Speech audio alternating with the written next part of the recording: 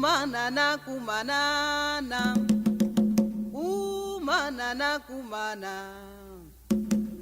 kumanana kumanana, kumanana kumana.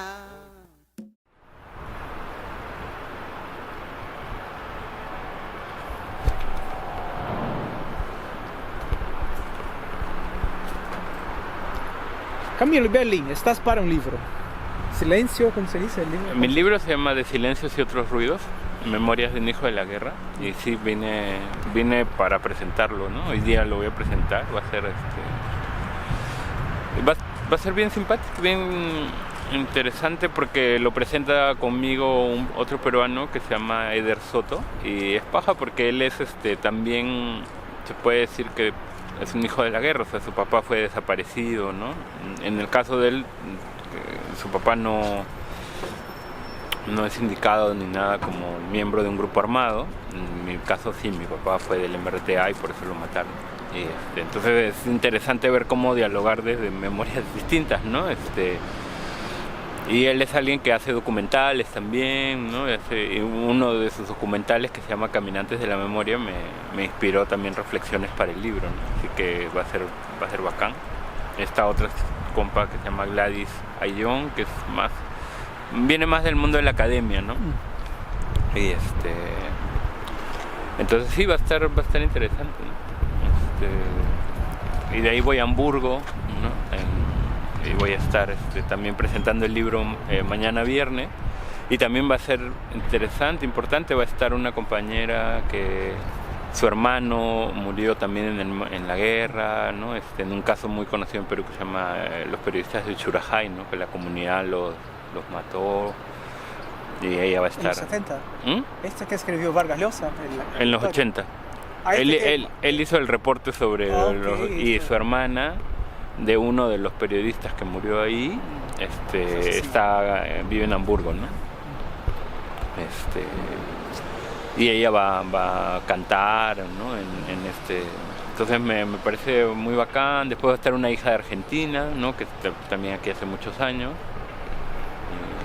Así que no, van a ser experiencias muy muy bonitas con personas que han podido leer el libro y van a comentar, pero que sus propias historias tienen que ver también con los conflictos armados en América Latina, en Perú, ¿no? Entonces me siento muy emocionado por eso, ¿no? También es uno de los países que mi papá visitó, ¿no? Hace muchos años, ¿no? ¿Alemania? ¿Tu papá estuvo aquí? Sí, en los 80, ¿no? Estuvo en algún momento. Hay una foto que pongo en el libro que ¡Qué lindo! Eso, justo me estaba hablando de eso mi mamá. Está emocionante a partir de aquí, ¿no? Sí, o sea, no sé exactamente en qué ciudad estuvo. Me imagino que Berlín, ¿no? Berlín pasado. Berlín. Me imagino que de todas maneras vino por acá, ¿no? Pero, así que nada, hay mucho. ¿Cómo le llamaba a tu papá? Igual, o sea, el nombre es Rafael Edwin Salgado Castilla. Todo el mundo lo conocía como Rafael. Rafael, limeño. Mi papá nació en Lima y creció hasta los 16, 17 en el norte de Lima, en una provincia que se llama Huacho. Y ahí creció, ¿no? O sea, pero nació en Lima, estuvo hasta los 5 o 6 años, creo. Así que sí, es un montón de emociones y bueno, descubriendo Berlín un poquito. Camilo, tu libro. Silencio. De silencios y otros ruidos. Del silencio y otros ruidos. ¿Qué habla? Memoria de un hijo de la guerra. Es Memoria de un hijo de la guerra. Un libro que pude escribir cuando volví a salir de Perú, ¿no? Fue un libro que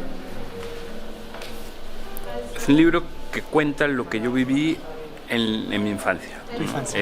A partir de la muerte de mi papá, ¿no? O sea, de cuando lo matan, eso abre un periodo en mi vida de muchas violencias, ¿no? Y que he ido complejizando incluso después del libro, ¿no? O sea, porque pues me matan a mi papá, eso es una de las primeras violencias, la violencia política, en la que él se había metido también, evidentemente, porque era militante de este grupo guerrillero.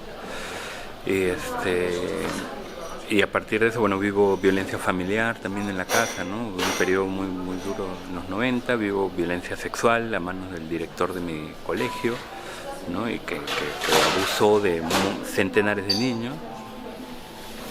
Y una cosa que yo ahora hablo después del libro es que también viví violencia económica, ¿no? O sea, nos volvimos muy pobres en esa época y la pobreza es una violencia, ¿no? Que yo no he nombrado así en el libro, pero al hablar y presentar el libro me di cuenta de que eso es una cosa que también la viví, ¿no? El hecho de no tener economía, que mi mamá perdiera el trabajo por lo mismo que había pasado con mi papá, entonces todo eso, ¿no? Entonces yo hablo de eso, el libro comienza contando lo sucedido con mi papá, como me entero y todo lo que pasa, ¿no? Y las denuncias, qué sé yo. Luego hablo de mi familia porque me parecía importante elaborar, yo lo sentí necesario elaborar la imagen que tengo de mi papá, la imagen que tenía de mi mamá, del esposo de mi mamá, de mis abuelos, de mis hermanos, y entonces hago un capítulo donde hablo de cada uno de ellos y cómo fue mi relación, ¿no? Y eso me ayudó mucho a mí pues ahora está de moda decir sanar, ¿no? Pero un poco a elaborar mi historia y a poder vivir con ella, ¿no? A poder caminar con mi historia y estar tranquilo, ¿no? Y eso me ha permitido además entregarme a la paternidad mucho más tranquilo, ¿no? Habiendo resuelto cosas que tenía ahí, ¿no? Con respecto a mi mamá, a mi papá, a mi padrastro, ¿no? Que ahora le hablo de mi viejo, ¿no? Y bueno, viejo. Claro, entonces Sí, en el libro yo lo llamo al inicio Nicolás, la pareja de mi mamá, y termino llamándolo mi viejo Nicolás, ¿no? Porque ha habido un cambio, evidentemente, ¿no? Hemos vivido violencia, pero ha habido muchos cambios y hoy tenemos una relación mucho mejor y bueno.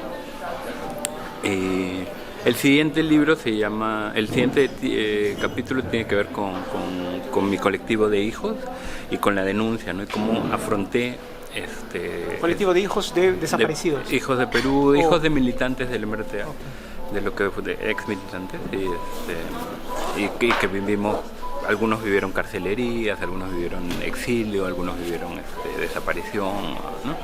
Todos crecimos con esas historias. Y entonces cuento un poco cómo fue esa experiencia, cómo empecé a romper el silencio, cómo fue para mí salir de Perú, ir a Cuba, empezar a elaborar mi historia, los procesos psicodramáticos que seguimos, toda la lucha que eso fue un primer paso para afrontar lo que habíamos vivido de niños, ¿no? Los miedos, los traumas que genera tener que visitar prisiones durante años, que tu familia sea desaparecida, estigmatizada. Entonces cuento de eso en el tercer capítulo y termina con todo lo que se vivió durante una campaña electoral en donde uno de nosotros participó y lo atacaron muchísimo en la prensa, todo el mundo, ¿no? Y fue duro. Y cuento ahí, reflexiono un poco todo eso, ¿no? Y reflexiono pues toda esta identidad de ser hijo de la impunidad, el estigma, el terruqueo, como se habla en Perú, ¿no? Y de ahí el último capítulo tiene que ver con la denuncia sexual, ¿no? Con la denuncia de abuso sexual que sufrí y bueno, durante las varias entrevistas que me hicieron después de que denuncié públicamente eso, siempre había una pregunta que era ¿cómo te levantas un día y decides denunciar, ¿no? a tu abusador? Y es un poco lo que cuento en ese cuarto capítulo, ¿no? O sea, ese proceso de denunciar, ¿no? Y al final, bueno, un epílogo donde hablo un poco más del presente, comparto que soy papá ahora, ¿no? Y todo lo que eso ha significado para mí, ¿no? La paternidad, habiendo perdido a mi papá cuando tenía 9 años. Entonces, ha sido un libro que me ha ayudado a mí a nivel personal mucho, ¿no? He podido elaborar mi historia, he podido elaborar mis miedos, mis traumas.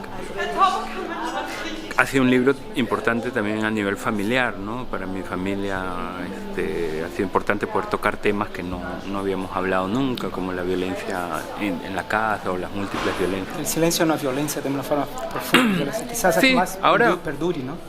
Creo no se que habla, se olvida y no se habla, ¿no? Y cómo sí, no pasó, ¿no? Creo que el silencio impuesto es el duro, ¿no? Porque hay silencios también, o sea, no tienes por qué, ahora yo que ya conté, yo a veces ya no quiero contar, ¿no? O sea, porque te cansas también, ¿no? Entonces, ahora abrazo el silencio, pero es una decisión, no es una obligación, no me tengo que callar porque me persiguen o porque me estigmatizan o porque, qué sé yo, ¿no? Entonces, decido. Y yo creo que ese es el derecho al silencio, es ahora algo que yo defiendo, ¿no? O sea, podemos... Y bueno, pero ahora ver qué puede ir logrando el libro a nivel social, ¿no? O sea, al ser leído, al intentar desde el libro cuestionar ¿no? Esta división de víctimas culpables y víctimas inocentes, como en el Perú de hoy, ¿no? O sea, que divide, ¿no? Y divide también al movimiento social, pues porque si no podemos luchar juntos, ¿quién va a querer? A veces no quieren luchar al lado nuestro porque los vamos a quemar, ¿no? Porque vamos a estar trabajando con los hijos de los terroristas, ¿no? Y entonces eso divide el movimiento social, y no solo nos divide en la lucha por la memoria y la verdad y la justicia, nos divide en general, ¿no? Porque las consecuencias de la guerra las seguimos viviendo, ¿no? Y una de esas consecuencias de la guerra es el neoliberalismo, por ejemplo. O sea, Fujimori instaura el neoliberalismo en los 90 en el marco de la guerra, y la justificación es justamente toda la guerra, ¿no? Dice que ¿Te acuerdas?